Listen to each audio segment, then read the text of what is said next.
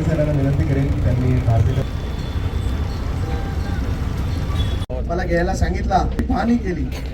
डोंबिवली पश्चिम साठी खूप महत्त्वाची असलेली ही परिवे, त्याचा अतिशय अभिमान आम्हाला सर्व भारतीय जनता पार्टीच्या कार्यकर्त्यांना। ते ठाण्याला प्रवास करतात म्हणजे इथून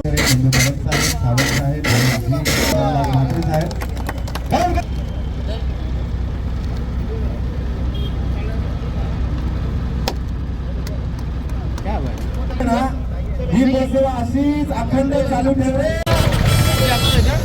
हे रिटर्न येणार आहे का रे? जायचं ठाण्याला एक मिनिट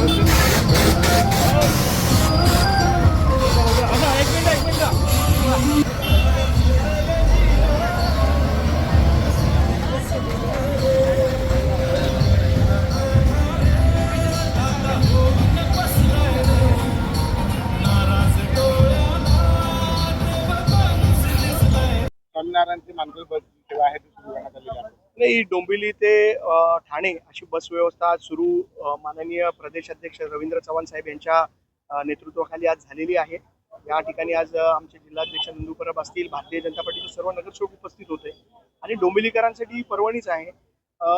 एका विद्यार्थ्याचा जो पडून मृत्यू झालेला, जो ट्रेनमधून पडून मृत्यू झाला, त्याच्यानंतर ही जी आम्ही पर्यायी व्यवस्था, परिवहनची पर्यायी व्यवस्था करण्यासाठी मागणी केली होती आणि त्याला आज कुठेतरी यश येताना दिसतंय आणि याच्यामुळे डोंबिवलीतील खूप नागरिक जे ठाण्याला प्रवास करणार आहेत त्यांना मोठ्या प्रमाणात दिलासा मिळणार आहे।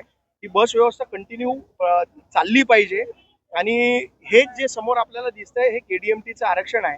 लवकरच आम्ही हे आरक्षण डेव्हलप करून इथे चार्जिंग स्टेशन्स उभे करतोय, जेणेकरून इथे चार्जिंग स्टेशन्स उभे झाल्यानंतर आपण इलेक्ट्रिक बस आणि एसी बसेसची देखील सुविधा ठाण्याला जाणाऱ्या माझे जे नागरिक आहेत।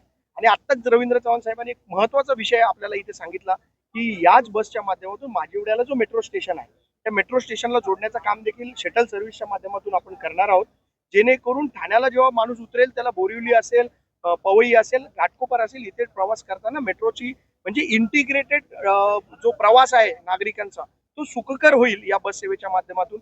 मला असं वाटतं ही भारतीय जनता पार्टीच्या माध्यमातून ही तर नांदी आहे आणि मोठं याच्यामधून काहीतरी सुरू होईल अशी आम्हाला सगळ्यांना अपेक्षा आहे।